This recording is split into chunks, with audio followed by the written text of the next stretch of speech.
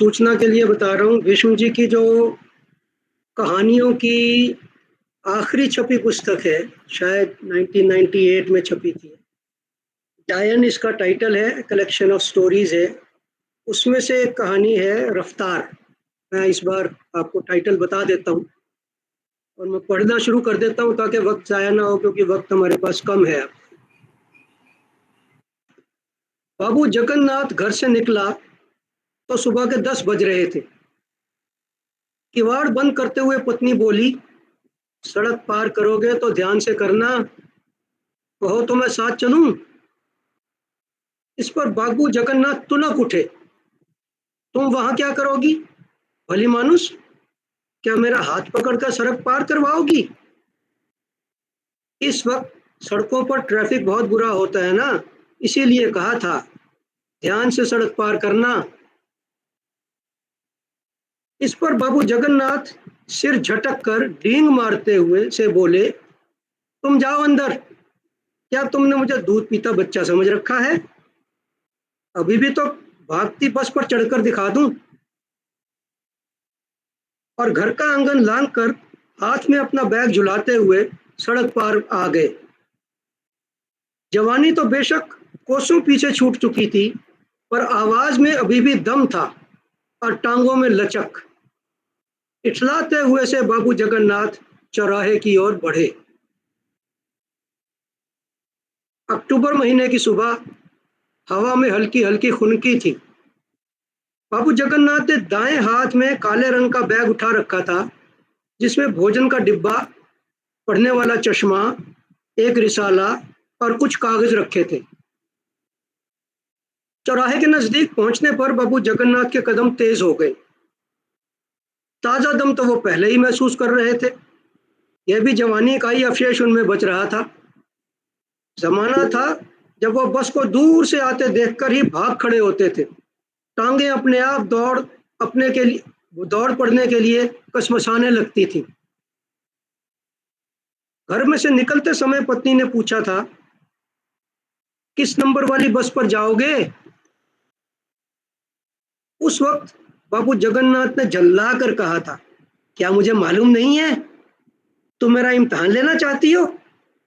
मैं पहले नंबर 81 में बैठकर केंद्रीय मंत्रालय जाऊंगा, वहां बस बदलकर नंबर 841 में बैठूंगा। पत्नी देर तक उसके चेहरे की ओर देखती रही थी, फिर घर के अंदर लौट गई थी। उसने इतना भर कहा था, कूद कूद कर बसों में नहीं चढ़ना, अब तुम्हारी वो उम्र नहीं रह गई है। चौराहे की ओर जाते हुए जगन्नाथ की आंखों के सामने एक एक करके वे दृश्य घूमने लगे, जब जवानी के दिनों में भागती बसों पर कूद कर चढ़ना उनके लिए तबाह आजमाई हुआ करता था। दौड़ते तांगे पर तो वो बचपन में ही कूद जाया करते थे। दौड़ते तांगे पर से नीचे छलांग लगाना, फिर तांगे के साथ साथ दौड़ना, फिर डंडहरा पकड़कर उचक कर पायदान पर खड़े हो जाना, यह तो उनके लिए खेल बराबर हुआ करता था। कई बार तो वो चलती रेलगाड़ी पर भी लपक कर चढ़े थे, बल्कि कई बार तो लंबे लंबे सफर भी उन्होंने रेल के डिब्बे के पायदान पर खड़े खड़े तय कर डाले थे। एक के बाद एक तरह तरह की घटनाएं उन्हें याद आ रही थी और वो उन्हीं के हिलोरे में आगे बढ़ते जा रहे थे। अगर बस चल रही हो तो तुम लपक कर बस के प्रवेश द्वार के सामने पहुंच जाओ, फिर बाएं पांव पर दबाव डालकर कूदो और उछलकर दायां पांव बस के पायदान पर रख दो और उसी वक्त दाएं हाथ से डंडहरा पकड़ लो। बस तुम बस के अंदर हो।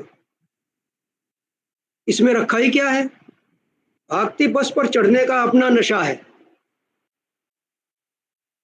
मोड़ काट कर वो चौराहे के सामने पहुंचे ही थे, इस सारा परिदृश्य बदल गया। सड़क पर वाहन ही वाहन, चारों सड़कों पर वाहन ही वाहन, मोटरें, बसें, ट्रक, स्कूटर, मोटरसाइकिल और उन्हीं के बीच ठेले और सामान से लदे टेम्पो और जाने क्या क्या। इतना ही नहीं, उन्हें लगा कि एक साथ बीसियों भोंपू बज रहे हैं और ट्रैफिक की खटखट में कुछ लोग चिल्ला भी रहे हैं। चीखना चिल्लाना और गाली गलौज भी चल रहा है। कुछ वाहन तो ऐसे थे कि उनके भोंपू ही नहीं, उनके चूल भी बज रहे थे, और उनके अंदर बैठी सवारियों को देखो तो जैसे उनकी हड्डी पसली भी बज रही थी। बाबू जगन्नाथ चकरा से गए।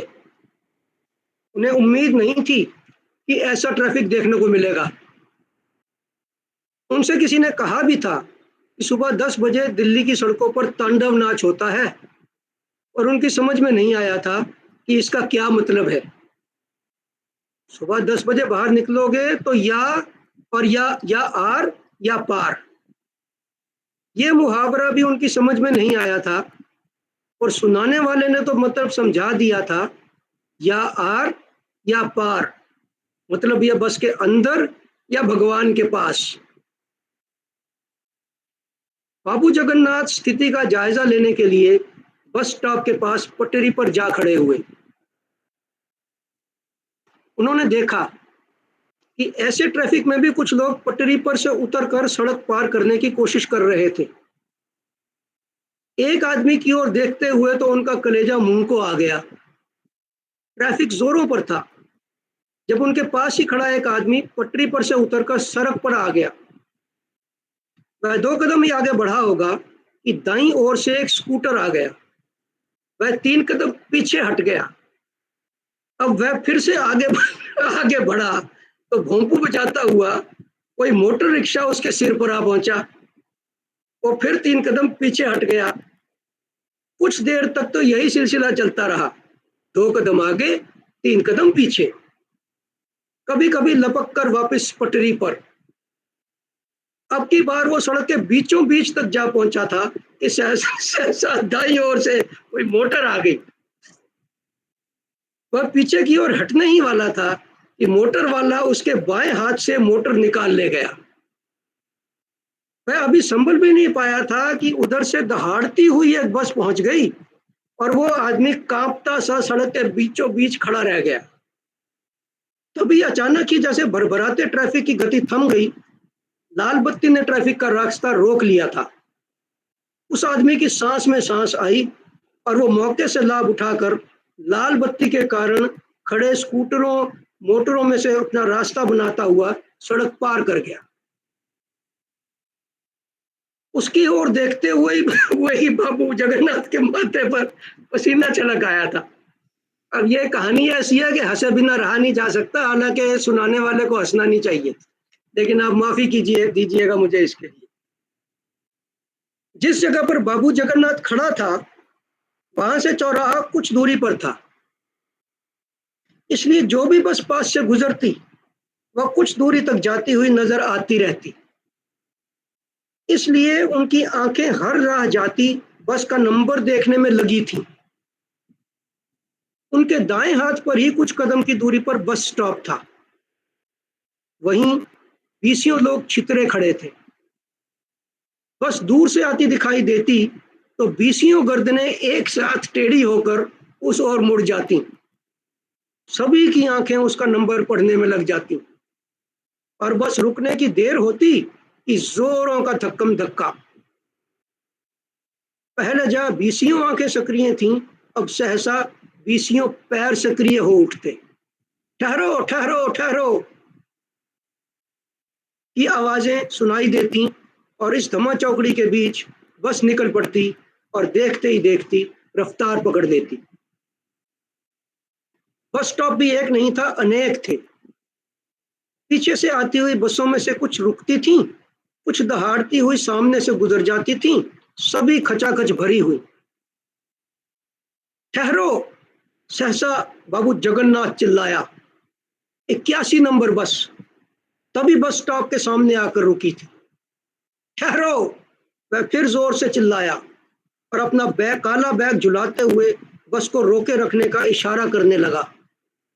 उसके बाद जो हुआ, बाबू जगन्नाथ की अपनी समझ में नहीं आया कि क्या हुआ है। बाबू जगन्नाथ ने साफ देखा था कि वह अपना काला बैग झुलाते हुए बस की ओर दौड़ पड़े थे। वह ठीक बस नंबर 81 को ही रुकने का आग्रह कर रहे थे। उन्होंने उसका नंबर भी ठीक तरह से देखा था। और उन्हें याद था कि उसके नीचे उत्तम ज्वेलर्स का इश्तहार भी लगा था, जिसमें एक महिला सुंदर कंठहार पहने मुस्कुरा रही थी। यह चित्र उन्हें दौड़ते हुए नजर आया था जब उनके पहुंचने से पहले बस चल दी थी और रफ्तार पकड़ने लगी थी। उस समय उन्हें अपने पर गुस्सा आया था, अपनी पत्नी पर विशेष रूप से। उसने उन्हें बातों में नहीं लगा लिया होता, वो घर में से 2 मिनट पहले निकल आए होते तो इस समय बस में बैठे होते, इसी बस में कूद कर चढ़ बैठे होते। अब भी अगर रास्ता साफ होता, बस पर चढ़ने वालों की इतनी भीड़ न होती, तो बाबू जगन्नाथ अपने चहेते फार्मूले के मुताबिक अपने बाएं पांव पर दबाव डालकर कूद जाते और दायां पांव पायदान पर रख देते और डंडहरे को थाम लेते। उस समय बस के पायदान पर 3 आदमी खड़े थे, और ये तीनों निश्चेष्ट और निर्लिप्त बस की ओर भागते इस वयोवृद्ध को देखे जा रहे थे। इनमें से कोई हाथ बढ़ाकर उसका बैग ही अपने हाथ में ले लेता। आजकल लोग कैसे निष्ठुर होते जा रहे हैं।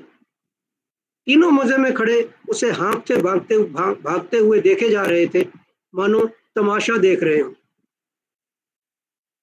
बस की रफ्तार तेज होती जा रही थी और बुढ़ाऊ के पांव बोझिल होने लगे थे, कुछ कुछ लड़खड़ाने भी लगे थे। फिर भी वो बस के पायदान के पास पहुंच गया था।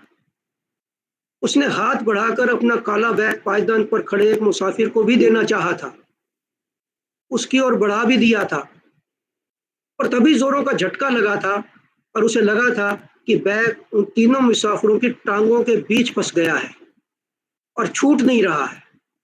न ही पायदान पर इत्मीनान से खड़े यात्री उसकी ओर ध्यान दे रहे हैं। छोड़ो, इसे छोड़ दो भाई, मेरा बैग छोड़ दो प्लीज। पर कोई जवाब नहीं मिला। बस की रफ्तार उत्तरोत्तर तेज होती जा रही थी। फिर आंखों के सामने कुछ टेढ़ा होकर घूम गया था। उसका हाथ पायदान के अंदर लगे डंडहरे की ओर बढ़ा था। तभी कहीं से जोर का झटका भी लगा था और उसके भागते पांव लड़खड़ाने लगे थे। बस फिर से दूर होती जा रही थी। जिस पायदान पर वो कूदकर चढ़ जाना चाहता था और जिस पर तीनों बस यात्री ज्यों के त्यों खड़े थे, वहां से उसने देखा कि उसका काला बैग गिरा है और गिरते ही खुल भी गया है। बैग में से टिफिन का डब्बा निकल आया था और निकलते ही खुल गया था, और उसमें रखी चपातियां और आलूओं का सालन सड़क पर छितरा गए थे। एक बोतल भी बैग में से निकलकर लुढ़कती हुई सड़क के बीचों बीच चली गई थी। यह सब पलक झपकते ही हो गया था। तभी जब वह बस की ओर हाथ फैलाए आगे की ओर झुका हुआ, लचकते दर्द करते घुटनों के बल पर आगे बढ़ रहा था, वह औंधे मुंह सड़क के बीचों बीच जा गिरा। सड़क पर ही उसने 3 पलसेटे खाए। दोनों घुटनों पर से उसकी पतलून फट गई। उसकी टांगें अभी भी बुरी तरह से कांप रही थी। उसी समय कोई आदमी चिल्लाया भी था, भागती गाड़ी पर चढ़ने की कोशिश करेगा तो मरेगा नहीं। फिर जैसे सब कुछ थम गया था। सड़क खाली हो गई थी, शोर थम गया था और सड़क के बीचों बीच बुढ़ऊ पड़ा था, घुटने छिले हुए, कोट कोहनियों पर से फटा हुआ, माथे में से खून की धार बहे जा रही थी। उसके धुंधलाती आंखों के सामने आसपास खड़ी भीड़ में एक युवक घनी स्याही दाढ़ी वाले अपने किसी दोस्त के कंधे पर हाथ रखे हंसे जा रहा था। उसे यूं हंसता देख उसे लगा जैसे हंसते हंसते उसका मुंह टेढ़ा हो गया और दांत बाहर को झांकने लगे हैं। तभी उसकी आंखों के सामने अंधेरा छाने लगा। जख्मी आदमी के आसपास घिर आई भीड़ में कोई कह रहा था, क्या नाम है इसका? कोई इसका आता पता जानता है? आवाज बाबू जगन्नाथ के कानों में भी पड़ रही थी। इसका नाम दाम पता नहीं चलेगा तो हम इसे कहाँ उठाते फिरेंगे? अस्पताल में ले जाएंगे तो वे भी इसका नाम पता पूछेंगे। जगन्नाथ सुन रहा था। वह अपना नाम और पता बताना भी चाहता था, पर आवाज मुंह से नहीं निकल रही थी। जगन्नाथ बार बार कोशिश करता कि उसके मुंह में से शब्द निकल जाएं। उसने नहीं बताया और लोग उसे सड़क पर ही पड़ा छोड़ गए तो क्या होगा? जगन्नाथ ने फिर से मुंह खोलने और अपना नाम बताने की कोशिश की, पर वह हकलाते हुए इतना भर कह पाया, जग जगन जगन्नाथ जी, आपने मुझसे कुछ कहा? बगल में खड़ा आदमी बोला। बाबू जगन्नाथ चौंका। एक झटके में ही उसकी तंद्रा टूटी और वह सचेत हुआ। बस स्टॉप के पास पटरी पर खड़े लोग पहले की ही तरह छितरे खड़े थे। पहले की तरह ट्रैफिक एक बार की तरह आगे बढ़ता जा रहा था। बाबू जगन्नाथ ने हाथ में पकड़े अपने बैग की ओर देखा। बैग हाथ में ही था। फिर उसने उस पे हाथ डालकर देखा। रिसाला, चश्मा, दही की बोतल, सभी ज्यों के त्यों बैग में रखे थे। फिर भी बाबू जगन्नाथ को विश्वास नहीं हुआ। झुककर दोनों घुटनों की ओर देखा।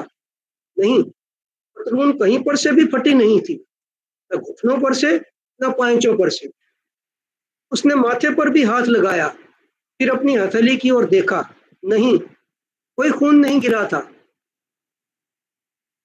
बाबू जगन्नाथ सही सलामत खड़ा था। उसने लंबी सांस खींची। अच्छा हुआ जो बस निकल गई, उसके मुंह से निकला। जो दृश्य उसने अभी अभी देखा था, उसकी परछाइयां अभी भी उसके मस्तिष्क में घूम रही थी। कैसा खतरनाक दृश्य था। ठीक ही किया जो बस में चढ़ने की कोशिश नहीं की। जानबूझकर जोखिम उठाने में क्या तुक है? पर चढ़ते समय मैं पड़ूं, कोई हड्डी पसली तोड़ बैठूं, कौन मुझे सड़क पर से उठाएगा? कौन मेरी देखभाल करेगा? बाबू जगन्नाथ ने इत्मीनान की सांस ली और बैग संभाल कर वहां से लौटने को हुआ। 81 नंबर की बस कब आएगी भाई साहब? निकट ही पटरी पर खड़े किसी व्यक्ति ने पूछा। जगन्नाथ ने घूमकर देखा। कोई बुजुर्ग उसी बस के बारे में पूछ रहा था जिसमें बाबू जगन्नाथ को जानना था। बाबू जगन्नाथ ने ध्यान से उस पूछने वाले की ओर देखा। उसकी धुंधली धुंधली आंखें सड़क पर लगी थीं, पर लगता था जैसे धुंधली धुंधली सी आकृतियां ही उसे दिखाई दे रही हैं। उसने हाथ में छड़ी उठा रखी थी, जिस पर दोनों हाथ टिकाए वह खड़ा था, मानो छड़ी का सहारा लेकर खड़ा हो। इतने में बस स्टॉप पर शोर हुआ। आ गई, 81 नंबर है, हाँ हाँ 81 है। दसियों सिर दाईं और घूम गए थे और बस स्टॉप की ओर बढ़ती हुई बस की ओर उत्सुकता से देखे चले जा रहे थे। बाबू जगन्नाथ लौटने को हुआ। जो फैसला कर लिया वही ठीक है। अब मेरी उम्र भागती बसों पर चढ़ने की नहीं है, उसने मन ही मन कहा। उसने बैग संभाला और घर की ओर कदम बढ़ाने ही वाला था कि ठिठक कर खड़ा हो गया। वो बूढ़ा आदमी अपनी छड़ी की नोक से मानो रास्ता टटोलता हुआ बस नंबर 81 की ओर बढ़ रहा था। साथ साथ में कुछ बुदबुदाता हुआ भी जा रहा था। इस दौरान खचाखच भरी बस स्टॉप पर आकर रुक गई थी और मुसाफिरों का एक रेला उसकी ओर बढ़ रहा था। फिर अचानक ही बाबू उस जगन्नाथ के दिल में उबाल सा उठा। बाजी, बस सामने खड़ी है और मैं पटरी पर भूत बना खड़ा हूँ। उसने मन ही मन झुंझलाकर कहा और दूसरे क्षण नाटा बाबू जगन्नाथ बस की ओर लपका। अब तक बस सरकने लगी थी। पहले भी वह पूरी तरह से खड़ी नहीं हुई थी, और अब तो वो सचमुच रफ्तार पकड़ने लगी थी और बूढ़ा नाटा जगन्नाथ हाथ में काला बैग उठाए भीड़ को चीरता हुआ उसकी ओर बढ़े जा रहा था। अरे, वह देखो उस बूढ़े को, पटरी पर खड़े किसी आदमी ने ठहाका मारकर कहा।